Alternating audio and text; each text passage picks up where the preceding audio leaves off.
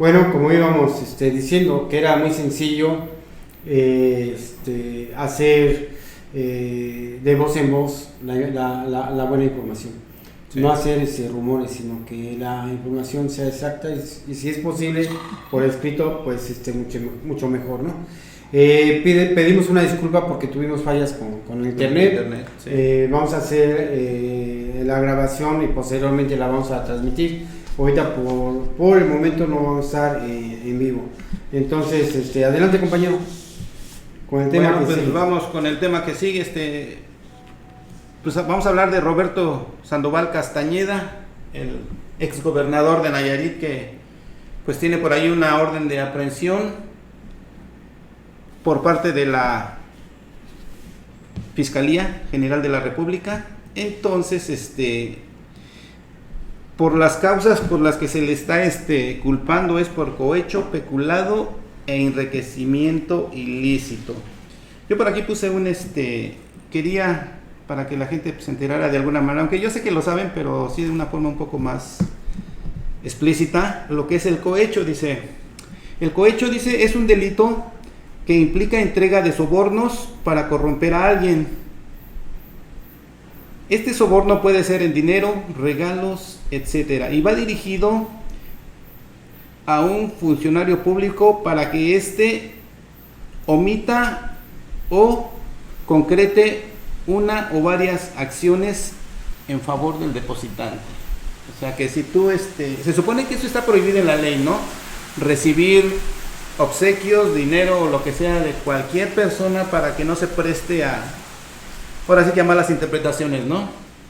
Pero en el cohecho, pues es obvio que muchos no les interesa y reciben muchos sobornos sobre todo cuando se trata de empresarios, de hacer obras en los municipios a nivel federal. ¿Qué otras cosas de cohecho tú conoces? Precisamente el trasladarse de un puesto a otro, ¿no? Que se hace ahí el cohecho cuando se brincan de diputados a senadores, entre hermanos, primos, que hoy te dejo a ti la presidencia municipal y paso a ser yo senador, o te dejo hoy la presidencia municipal y pasas tú a ser diputado o senador. Hay un cohecho de Estado de Derecho en la misma Constitución y en el mismo Instituto Electoral. Bueno, otro delito, peculado, es otro de los delitos con los que se le está acusando. El peculado dice que es un delito que se concreta cuando una persona se queda con dinero público cuando debía de administrar. El peculado, por lo tanto, forma parte de lo que se conoce comúnmente como corrupción. Es cuando hacen sus famosas tranzas, ¿no? De que compran algo que costó 10 millones, pero al final les costó 1 millón y se quedan con la diferencia y se reparten ganancias con otras personas. Esa es parte del peculado, ¿no? Que se puede hacer de 1000 maneras, ¿no? Ellos son especialistas en ese tipo de cosas. Inclusive hace algunos años, en mala forma, bueno, en buena forma, ¿no? Pero con una expresión exacta, decían, lo estamos acusando de rateros, no de pendejos, porque decían, me estás acusando de ratero, quiero las pruebas, y como no tenían las pruebas en ese momento, te estoy acusando de ratero, no de pendejo. O sea que así saben hacer sus movidas, ¿no? Aquí se maneja mucho en este tipo de negocios, es meter empresas familiares o empresas fantasmas. Llega el recurso y supuestamente tú haces una obra, nunca se realiza la obra y te quedas con el dinero, ¿no? Fíjate que eso pasó durante años, y cómo se nos olvida ese tipo de situaciones. La problemática ahorita de salud no es que nos haya llegado la pandemia, viene ya de tiempo atrás. En los momentos en que hacían la inauguración de una clínica del Seguro Social que no estaba terminada. No la terminaban. Puentes de algunos gobernadores, creo que aquí sobre la carretera Veracruz, que viene para acá, para Quintana Roo, hay un puente que no te lleva a ningún lado. O sea, comienza el puente, nada más está el puente, pero y lo inauguraron porque salió el periódico, pero no tiene ni bajada ni te lleva a ningún lado. O sea, nada más sea la simulación de un puente. Es por los contratos, ¿no? Así es. Hay unas fotografías donde en la época de Fox en Querétaro hicieron unas clínicas, que también hicieron las clínicas, todas se volteaban y no funcionaron. Bueno, quiero decirles que aquí en Solidaridad, si ustedes van al Palacio Municipal el Nuevo, se darán cuenta que inclusive en las épocas de lluvia, la oficina de la novena regiduría la encontraron inundada, así como la de los otros regidores, varias oficinas completamente inundadas. Eso indica que meten millones y millones de pesos en una obra, hacen mala construcción, meten material de baja calidad, bajísima calidad, porque quienes construyen son sus amigos, sus compañeros, y la obra a los ciudadanos nos cuesta un 70% más, y ese 70% es lo que se clava. Es a lo que te refieres. Gobernador de Nayarit realmente es prófugo, pero sí. Realmente bueno, según él está enfermo, realmente cometió el error, no supo o no se han dado cuenta que cuando llega Andrés López Obrador a la presidencia, es más, en campaña él les dijo: vamos en contra de la corrupción. O sea, ya están haciendo las carpetas, ya está haciendo la averiguación. O sea, ¿cómo te atreves a hacer, cómo ponerte así, ¿cómo se dice? Como carne de cañón, sino gobernador, porque llegan sin la capacidad de gobernar. Sí. Porque llegan con la única ideología de hacerse ricos a base de erario público, y no tienen esa mentalidad de crear, de construir, de fortalecer a la sociedad. O sea, realmente son gobernadores ineptos, que están cometiendo errores garrafales en varios, ¿no? Estamos viendo a Alfaro de Jalisco que no saben ni por dónde le va a llegar el golpe, ¿no? Pero nada más porque llegaron por poder económico, llegaron por dedazo, no llegan con convicción. Bueno, no tienen ideología, no saben ni por qué están ahí. La única ideología, si es que se le puede llamar así, es robar al pueblo y vivir del pueblo. Pues sí, es una ideología para ellos. Así es. Bueno, entonces ya quedamos que recibió sobornos nuestro gobernador de Nayarit, pudo haber recibido regalos y pudo haber ayudado, pudo haber sido a los narquillos por una lana, el otro era por peculado porque pues se transó el billete y ahí lo manejó a su manera. Y el último es por enriquecimiento ilícito, que ya viene agarrado de todo aquello. Dice, el enriquecimiento ilícito, consiste en el incremento del patrimonio de un funcionario público con significativo exceso con respecto de sus ingresos legítimos durante el ejercicio de sus funciones y que no puede ser razonablemente justificado. Entonces creo que con eso queda más que claro. Este tipo de personajes son tan ingenuos. Digo, no tienen confianza con nadie, desconfían de sus propios familiares, desconfían de mucha gente, y a veces los ponen como titulares de tierras, como titulares de carros, titulares de negocios, y ellos mismos les ponen el pie, ¿no? O sea, cuando llegas al poder para robar, vas a tener problemas. Antes no, o sea, tenemos en la época de Calderón, de Vicente Fox, de Salinas, de Enrique Peña Nieto, de Sevilla, muchos directores, muchos gobernadores que se fueron limpios, robándose las arcas del pueblo, ¿no? Todavía hace algunos años, ¿no? Tenemos aquí el gobernador de Veracruz, Duarte, que también se llevó una muy buena lana, Bueno, por ahí están haciendo investigado también a Jun, o sea, todos llegaron para robar y para vivir el pueblo. Nada más imagínense, o sea, hemos hecho por ahí un análisis de los costos.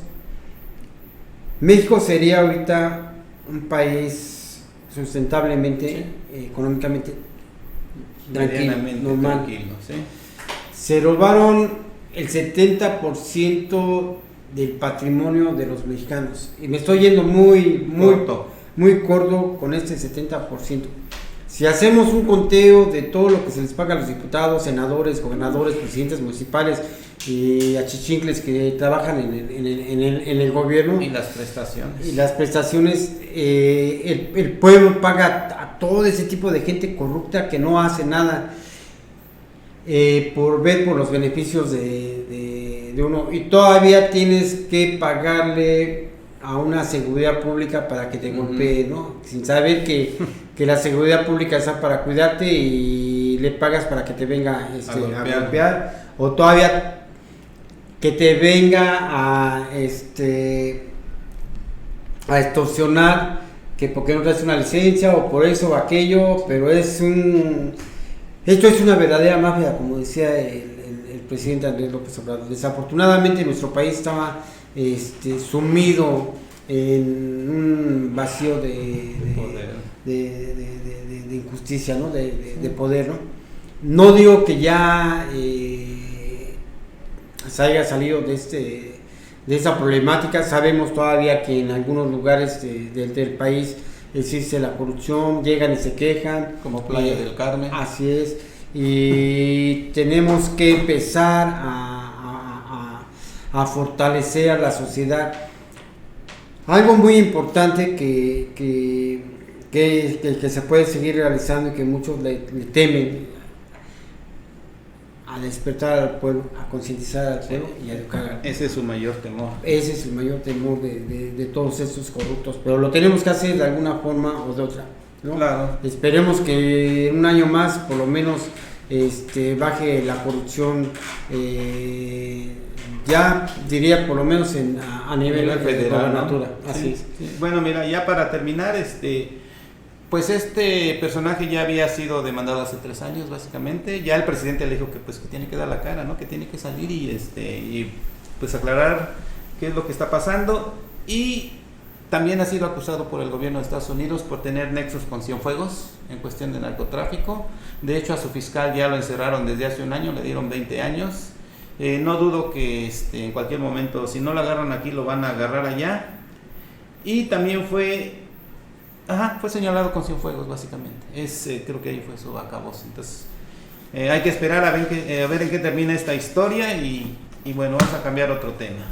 Vamos a hablar de Decide y Construye de Infonavit, la nueva plataforma para los trabajadores. Aunque ya habíamos hablado la vez pasada de más o menos de lo que venía, de que ya no iba a haber intermediarios, ya la gente, los trabajadores podrían solicitar sus créditos directamente a través de Infonavit.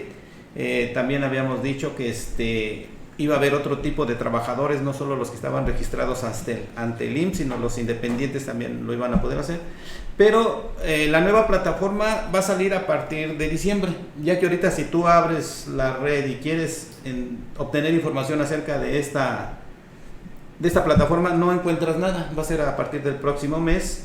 Y se supone que a partir del mes de agosto del próximo año se empiezan ya a otorgar los créditos y todo, porque todavía tiene que pasar por el Senado, ¿no? Pero prácticamente ya se cree que ya va a estar casi lista, ¿no? Entonces, no sé si nos quieras comentar algo acerca de esto.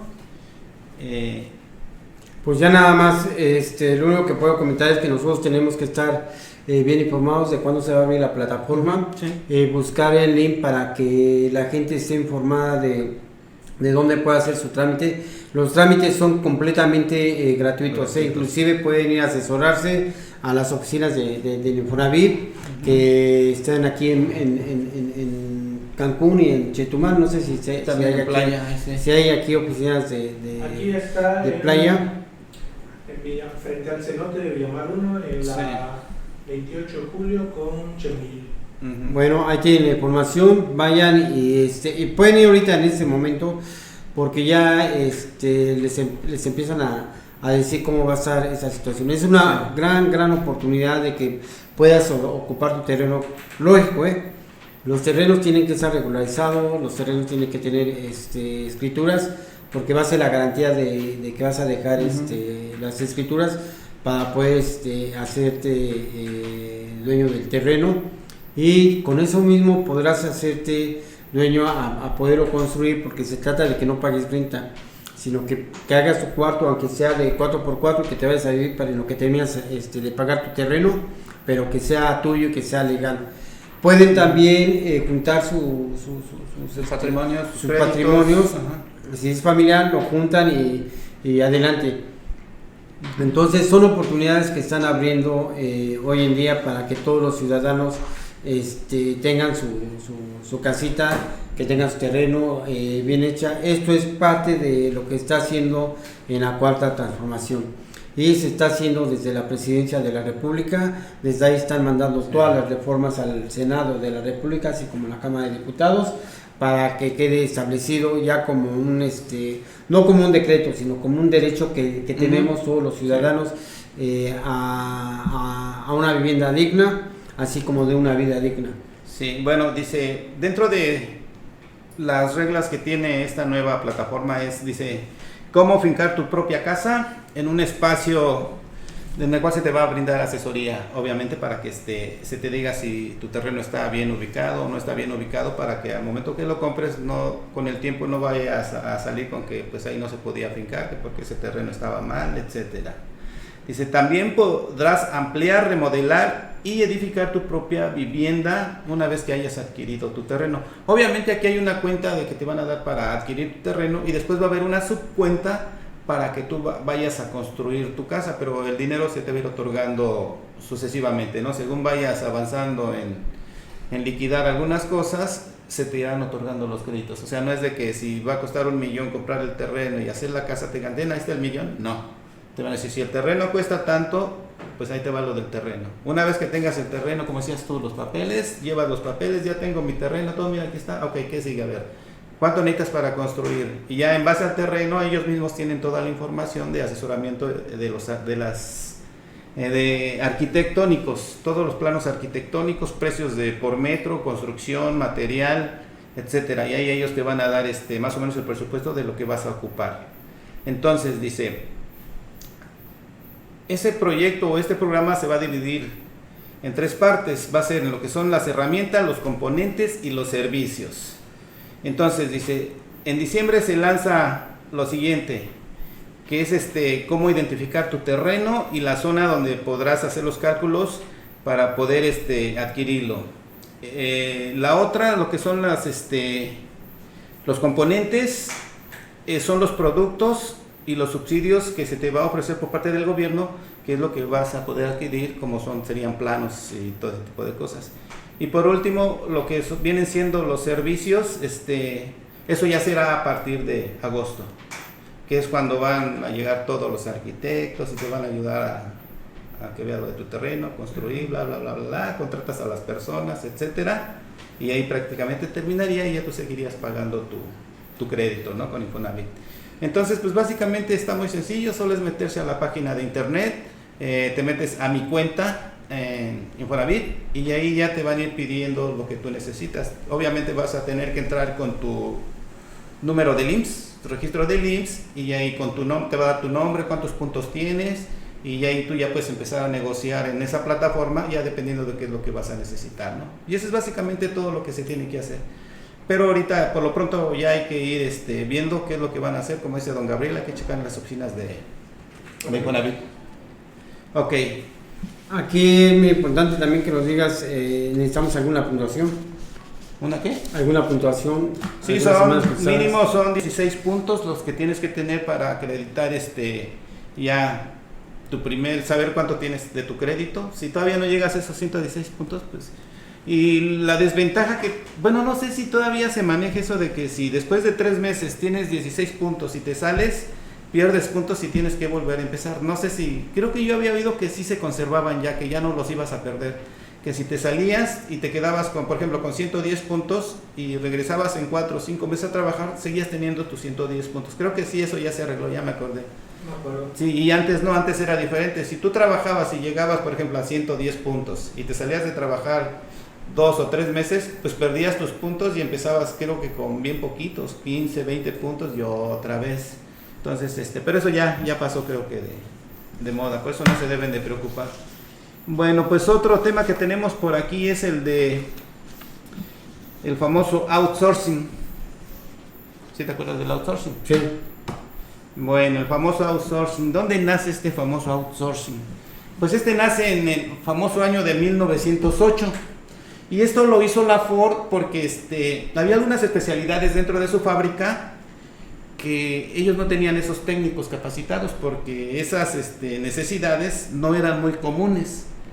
Entonces lo que hacen ellos, crean una oficina para contratar expertos por determinado tiempo para que solo hicieran ciertos trabajos y después, ya que terminaban, pues ya quedaban libres, ¿no? Porque no podían sostener un salario para un trabajador que nada más iban a ocuparlo muy poco tiempo y todo el tiempo pues no iba a hacer mucho de lo que debía de hacer. Prácticamente de ahí nace el famoso outsourcing, que quiere decir que es el que te va a proveer, ¿sí? Te provee de algo fuera, o sea, proveer de algo fuera que no tienes dentro. Entonces eso se requiere de una subcontratación. Pero el outsourcing sí nace bien como tal, o sea, el outsourcing no es malo, simplemente que la gente lo empezó a utilizar de mala forma, que llegaron a cometer puros fraudes. Entonces, de hecho, el outsourcing continúa. Después de todo esto va a continuar, pero va a continuar como era en su inicio. Es decir, tú no puedes contratar a alguien por más de 3 meses, porque entonces ya pasaría a ser parte de tu nómina. Entonces ya sería un trabajador tuyo, ya no tendrías por qué tenerlo en una subcuenta con otra empresa. ¿Por qué? Porque entonces quiere decir que no lo necesitas nada más para un lapso de tiempo, sino que lo necesitas siempre. Entonces no puedes violar la ley en ese aspecto, y ahí estaban violando la ley. Pero fíjate que ¿tú te acuerdas que fue Felipe Calderón en su época cuando entró lo del outsourcing? Yo sí me acuerdo cuando lo estuvieron peleando en el Senado hace muchos años y que se admitió como una herramienta de trabajo que era para eliminar o bajar los costos, hacer que las empresas fueran más eficientes, y todo ese tipo de rollos, ¿no?, que utilizaban para que le conveniera más a las empresas, pero nunca se preocuparon por los trabajadores. Era más para beneficiar a las empresas que para beneficiar a los trabajadores. Y una de esas tesis que ellos tenían en su outsourcing, de las que metió Calderón, había una que decía, la prestación de servicios entre una empresa que da subcontratación y el cliente beneficiario no debe generar el IVA.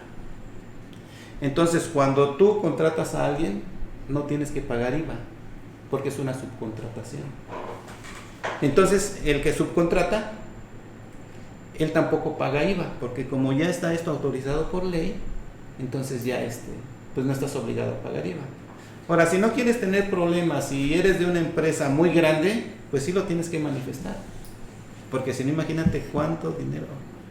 Yo trabajé en El Dorado y cuando yo entré a trabajar me dijeron, tú vas a entrar en una nómina donde vas a ganar, me acuerdo que eran como 450 pesos, dice, pero te vamos a pagar el salario mínimo. Te pagamos el salario mínimo y en otra nómina te vamos a pagar la diferencia de tu salario. Dice, entonces, tú te vas a ir a una oficina, yo me acuerdo que fui a Cancún, me dice, te vas a registrar en esa oficina, o sea, me contrató el hotel, pero me mandó a una oficina. Y en esa oficina me dijeron, bueno, estás contratado por salario mínimo, pero estás contratado también por otro sobre, y entonces pues nada más vamos a pagar tu mínimo y después acá a la oficina vienes por el otro sobre. Y así me hicieron, entonces esa era parte del outsourcing. Pero se supone, también me lo hicieron, ¿sabes dónde? En VIPS. Yo trabajé en VIPS hace muchos años y en VIPS pasabas a ser igual parte de una cooperativa.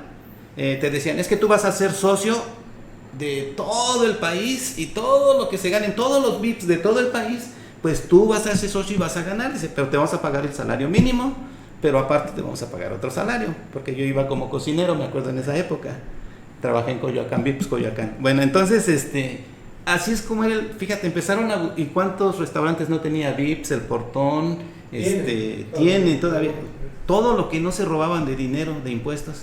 Entonces aquí ¿quién perdía? Perdía el trabajador, perdía el gobierno. ¿Quién ganaba? La Coparmex, ¿no?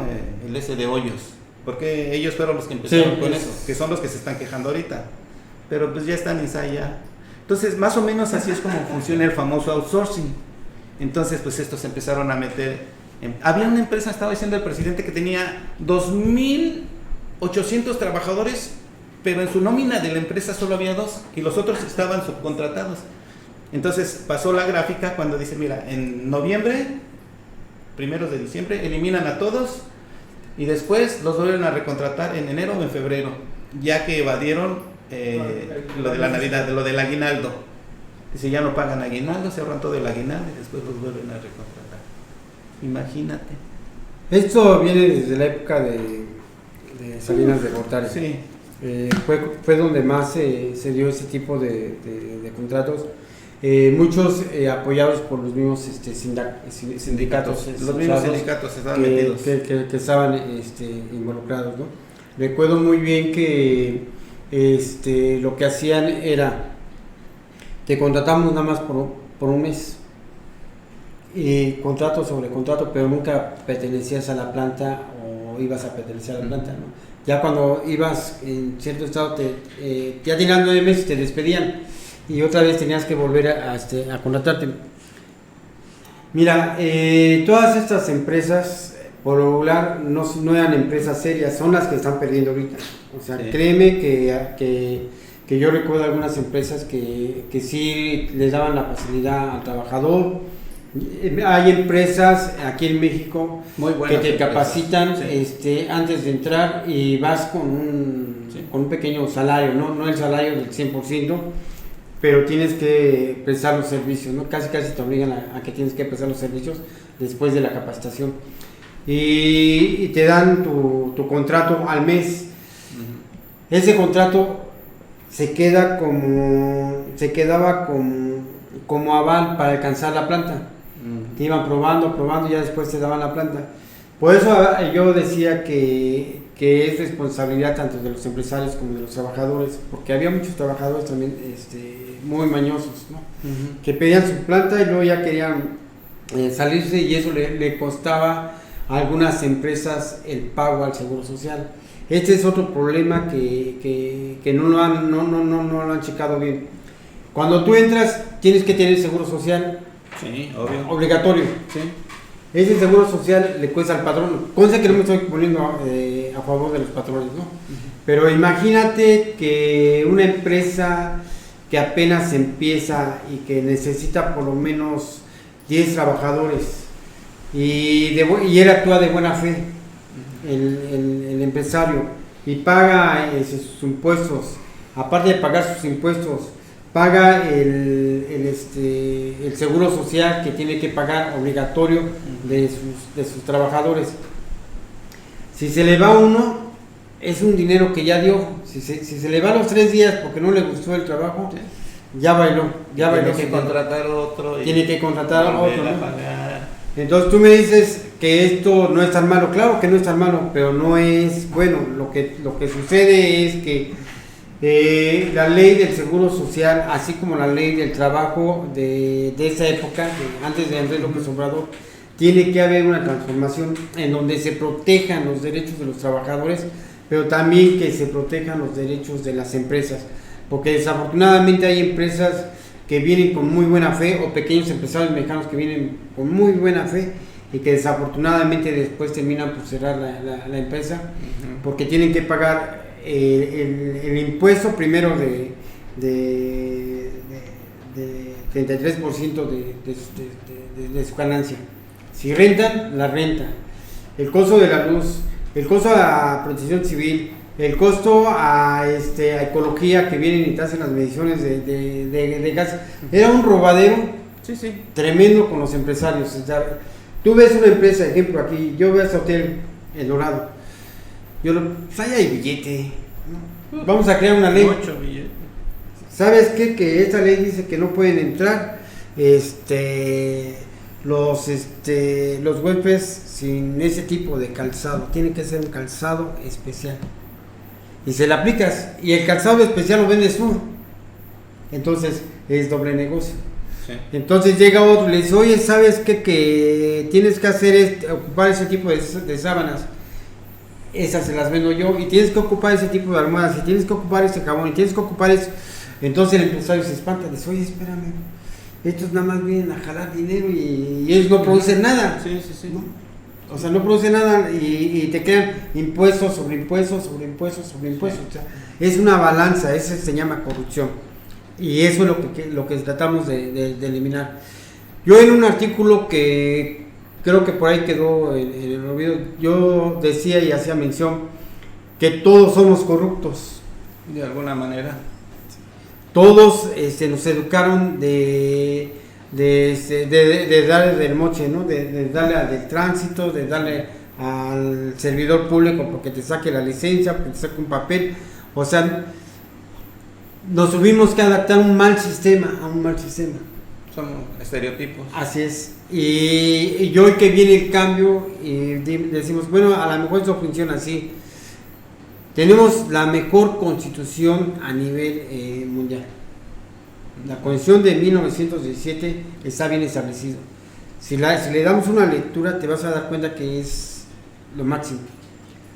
Aunque ya la voltearon toda de cabeza, pero bueno. Pero el que ejerce la constitución es un ser humano. Sí. Que en ese momento llega al poder y la transforma, como tú dices, A su manera. ¿no? ¿Qué es lo que tenemos que hacer? Regresamos a lo mismo, concientizar a todos los ciudadanos, enseñarles de leyes, enseñarles cuáles son sus derechos humanos, pero también que quede muy claro que también tenemos obligaciones. Sí.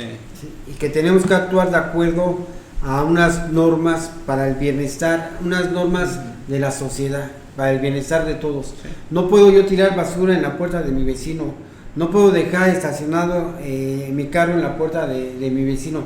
Tengo que respetar su espacio y también tengo que respetar su libre albedrío, ¿no? Sí, es parte de las reglas sociales. Así es, como lo dice Benito Juárez, como lo repite nuestro presidente, el derecho De la conservación de los dientes es la paz. Así es, y no hay vuelta de hoja, ¿no? Sí, estoy de acuerdo. Y nosotros, nuestro propósito es aquí precisamente comentar, decir que hasta ahorita estuvimos por más de 50 años un gobierno fallido, y ese gobierno fallido tiene nombre, es el PRI y el PAN.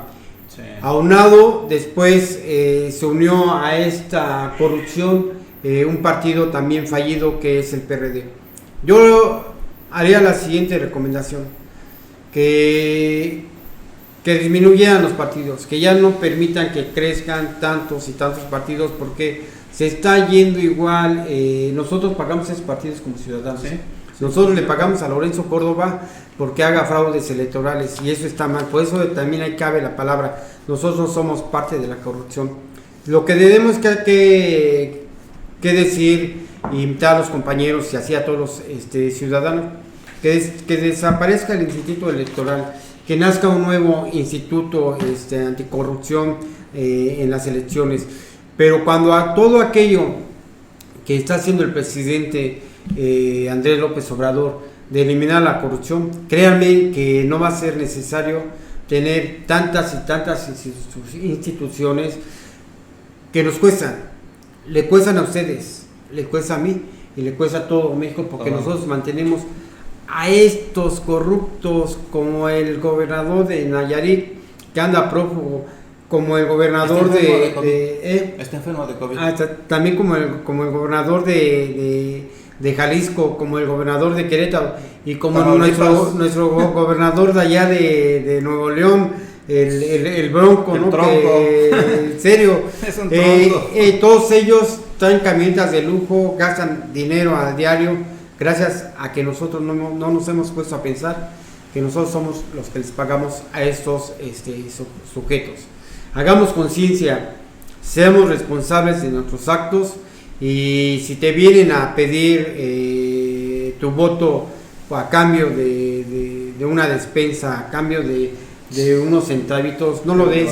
Exige que se abra el sector salud, exige que todo lo que se creó como el Instituto del Seguro Social, como el ISSSTE, como todos aquellos grandes hospitales que dan el servicio, son de nosotros, son de los trabajadores, pero son de todos los ciudadanos de este país. De mi parte, no sé si tengamos otro tema que nos rodea nuestro compañero, pero yo te invito a que nos veas, a que te acerques y que opines. Este programa es de todos y esperemos seguir pudiéndolo realizar. Sí, bueno, continuamos. Vamos a cambiar de tema ahora, mira. Dejamos a un lado el outsourcing. Okay, que el outsourcing está bien controlado, ¿eh? Sí. Si tú tienes un outsourcing, se supone que la ley te dice que si tú, aunque contrates 1 o 2 personas subcontratadas, tienes que avisarle al IMSS que tienes 2 personas subcontratadas que las vas a mandar a tal lado para que ya sea que tú o el de la empresa le paguen al Seguro Social. O sea, por ahí no se le van a dar la ley. Pero estos, pues como no había quien los supervisara, hicieron lo que se les dio su gana. Bueno, hablando de los Master of Disasters, de los maestros del desastre, regresamos ahora con el más querido de todos.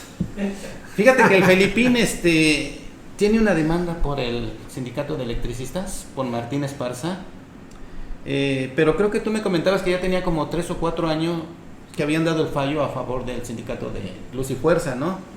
Pero este fin de semana que pasó, pues salió con que hay una investigación, pero son por, número 1, creo que es por el abuso de poder, número 2, creo que es por daños a la nación, y el último es, son 2, daños a la nación y por abuso de poder. Y por asociación delictuosa. Son 3. Entonces, pues yo aquí, por ejemplo, puse lo que es el abuso de poder. Dice, es el abuso de poder, no es más que el uso excesivo, injusto o impropio de actividades de mando, en que una autoridad obliga a un subordinado a hacer acciones o favores que no le competen bajo una amenaza, un castigo o un chantaje. Es por ello que puede causar un daño de cualquier tipo en la víctima. Es decir, el daño puede ser emocional, económico, inclusive hasta físico, porque si alguien se llega a suicidar por ese tipo de atrocidades, pues no solo es moral, es físico y es económico, ¿no? Entonces, ese es uno. El otro es daño a la nación. En daño a la nación dice, el Código Penal Federal, o sea, que fue en el 84, en la reforma número 13, bueno, ellos dicen que la única manera en que el daño puede ser resarcido es pagando la multa o resarciendo todo el daño, ya sea económico o moral, en palabras cortas, ¿no?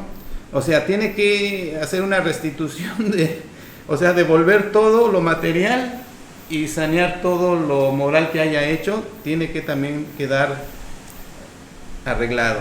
Entonces dice, y el delito de daños es la destrucción o menoscabo de un bien que es de propiedad ajena, pudiendo ser esta propiedad pública o privada. El detrimento o destrucción en el bien ajeno sufre al ser dañado.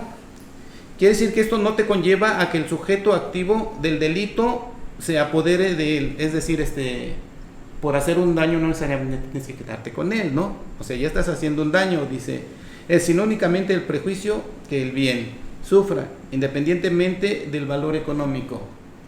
Es decir, tú puedes destruir algo, independiente del dinero, has destruido algo que está afectando a alguien, de alguna manera. En este caso, ¿cuál fue el daño que nos hizo Calderón como nación?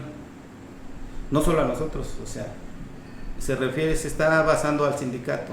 Sí. O sea, todo independientemente del daño económico que le hizo a la comisión, a todas las personas, ¿cómo las afectó? ¿Cuántos? 44,000 trabajadores fueron afectados psicológicamente, moralmente, físicamente, porque hay desaparecidos, hubo desaparecidos.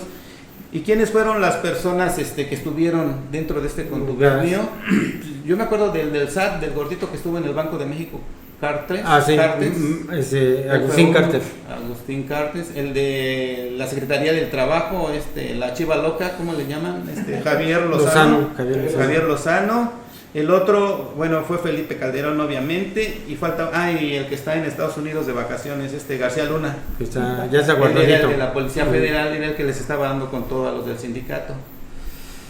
Mira, este movimiento del SMEC, que era el movimiento de Luz y Fuerza del centro, fue así como una venganza en contra del sindicato por parte de Felipe Calderón.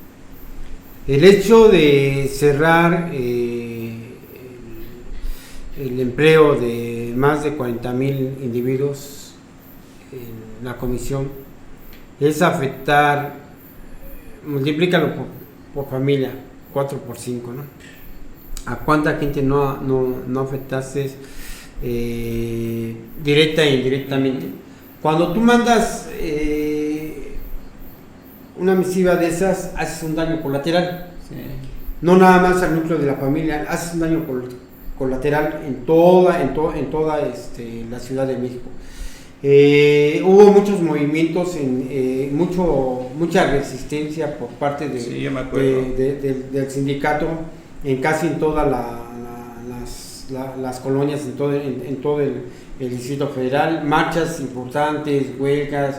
Todavía en Reformas, donde estaba el sindicato, todavía te levantaban, iban y ponían su demanda en contra de que te iban y te cortaban la luz y ellos te hacían el amparo, ¿no? Para que no te cortaran la luz. Pero fue un abuso de autoridad tremenda. Asociación delictiva, claro, toda la gente que estuvo en el gobierno de Felipe Calderón eran delincuentes. Sí. No había vuelta de hoja. Para donde volteas un delincuente, volteas para otro y otro delincuente, ¿no? Entonces era exterminar con todo lo que les hacía daño. Inclusive no nada más fue la guerra contra el narcotráfico, ¿no? Sino cometió muchos ilícitos porque no supo gobernar. Porque es cierto, fue el presidente esposo. Sí. O sea, se le quedó el nombre, o sea, él no supo gobernar, nunca quedó como ese presidente de la nación, ni él ni su señora esposa, ¿no? Entonces, el daño que hizo a la nación tiene que ser juzgado. Sí, mira, por ejemplo, asociación delictuosa, dice, es el hecho de tomar participación en una banda de 3 o más individuos organizada para delinquir cuando en ella existen jerarquías entre los miembros y el reconocimiento de la primera autora que es igual a sus componentes, o sea... Todos eran delincuentes, eran más de 3. Sí. Y si le buscas y le excavas vas a encontrar un montón de delincuentes, como dices, muchos desaparecidos. Qué terrible esa situación, porque se vio, ¿no? Si nosotros hacemos historia de años atrás, no acabaríamos con la lista de desaparecidos desde 1956 hasta el 2013, también con Enrique Peña Nieto, con las personas que de Texcoco, de San Martín, Atenco, ¿no? Con la gente de Altián, con la gente de Ayotzinapa, o sea, inclusive con lo que ya está la investigación, también creo que agarraron uno de los personajes de los niños de acá de los albergues de acá de Hermosillo, ¿no? De Hermosillo, Sonora. De Sonora. Entonces, fíjense nada más todas las atrocidades que hicieron estos gobernantes. Entonces, sí merecen, sí deben de ser juzgados y todos los que estuvieron en su gobierno, porque habrá 2 o 3 que se pudieran salvar, o 4 que tuvieron que conservarse, ¿no? de alguna forma, pero a esto vamos, que lo que dije hace rato, que 50 años de un gobierno que no funcionó, ¿no? Tenemos un sistema donde no existió la democracia, ¿no? Una dictadura desde aquella época, igual en la época de Negro Durazo, a cuánta gente desapareció, ¿no? Sí. En la época de ¿Cuántos López bancos Portillo, robó? a cuántos periodistas se Asesinó. ejecutaron, ¿no? Sí. Bueno, hasta en camaradas, ya ven que Salinas de Gortari se echó a su compadre, ¿no? Entonces, son unas bellas personas, todos son delincuentes. No, imagínate que llegue el PRI o el PAN y los otros que le siguen, el Así PRD y el MC, el Movimiento Sí. Ciudadano, no, están para el Está perro crítico. todos. Pero fíjate que qué caso tan curioso, en su famoso libro de Calderón, no en el ¿cómo se llama? Lo negro de Calderón. Lo negro de Calderón. Calderón el Lado obscuro. oscuro, algo así. lado No, oscuro. en ese no, en el otro, en el que hizo, Ajá. en el que copió a esta Hillary Clinton, el de mis decisiones, algo de mi toma de decisiones o No sé. la difícil forma de tomar decisiones, las decisiones de mi mandato, no sé, algo por... Así se llama. El chiste es que él, lo que escribió en su famoso libro, de ahí se agarraron para decir, mira, ya confesaste en este libro que tú fuiste el que hizo todo lo de la luz y fuerza. Ya tomas decisión. Y él solito lo escribió. Sí. Las decisiones que tomó, las anotó todas. Las guardó, fíjate qué poca madre, las guardó y todavía las escribió. Y de ahí dije, mira, ahí está, solito cayó. Y fueron por la demanda, dijeron, a ver, vamos a abrir la contrademanda otra vez. Y a ver, aquí está el libro, aquí están las pruebas. Con su propio Ahí dio libro. las pruebas. Ahí están Así en el es, libro, ahí efectivamente. puso todo él. Sí. Tal cual. Solitos se entregan. Solito. Entonces, pues, ¿qué les puedes aconsejar a los ciudadanos? Que estemos más listos, como dice el presidente, que nos avispemos más en cuestión de política, ¿no? Que no nos dejemos llevar por las palabras bonitas que nos dicen todos esos que quieren ser políticos o que son políticos y que quieren puestos públicos. Que pongamos mucha atención en el tipo de personas que son, que veamos un poco más de su historial, sobre todo su historial de trabajo, que si realmente son personas honestas y que si realmente valen la pena como personas y vale la pena votar por ellos, pues adelante. Pero si ven que son personas, mira, cuando alguien ya está en el PRI, en el PAN, el PRD, ya definitivamente es que ya traen una mancha. Entonces ahí ya ni investigar. Pero si alguien quiere entrar a Morena o a esos partidos nuevos que aparentemente pues vienen disque más o menos, pues que los estudien bien, que los chequen, y si ven que alguien les va a venir a regalar un dinero es porque se los va a cobrar. Ahí ya ni que la piensen. Cuando alguien dice, toma, te doy 1,000 pesos y vota por mí, es que se te los va a cobrar al rato y aparte te va a quitar todos tus lo que te ha dado el presidente. ¿Sí? Hay que ponernos muy listos. La verdad que veo la situación crítica en ese aspecto. Yo también. El que llegue alguien que esté en la política, que no quiera robar, está cañón. Pero no imposible, vamos a buscar, vamos a caminar por todo Quintana Roo y estaremos buscando a ese personaje Los candidatos idóneos. honesto, leal y que pase las pruebas para recuperar y que esté en la línea con el obradorismo y seguir luchando con esa gran transformación, ¿no? que va para largo, pero que sí se puede. Nos han dado las herramientas. Antes no podíamos hablar tan abiertamente en un programa, esto estaba prohibido. Hoy nuestro presidente de la República nos da la pauta para hablar abiertamente. Entonces, lo que necesitamos es no nada más hablar, no nada más el discurso, necesitamos actuar, necesitamos que ustedes se unan a este grupo, que hagamos un colectivo y que busquemos opciones para gobernar ese gran país, ¿no?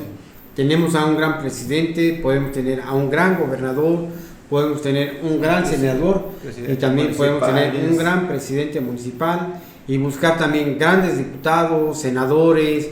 O sea, hay que buscar a esa gente que ama a su país y que quiere que México tengamos un bienestar, y la mejor forma de tener ese bienestar es que tenemos que impulsar la educación, pero de diferente forma, no una educación para crear maquinitas o para crear a cierto ganado, sino una educación libre, que sea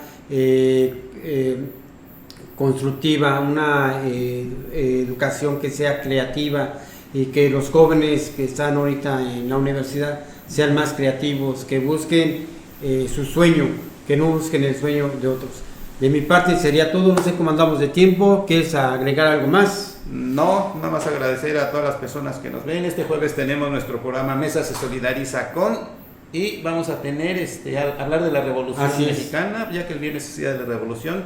Saludos a la maestra, que se alivie pronto, esperemos verla en acción nuevamente, y es todo. Muchas gracias.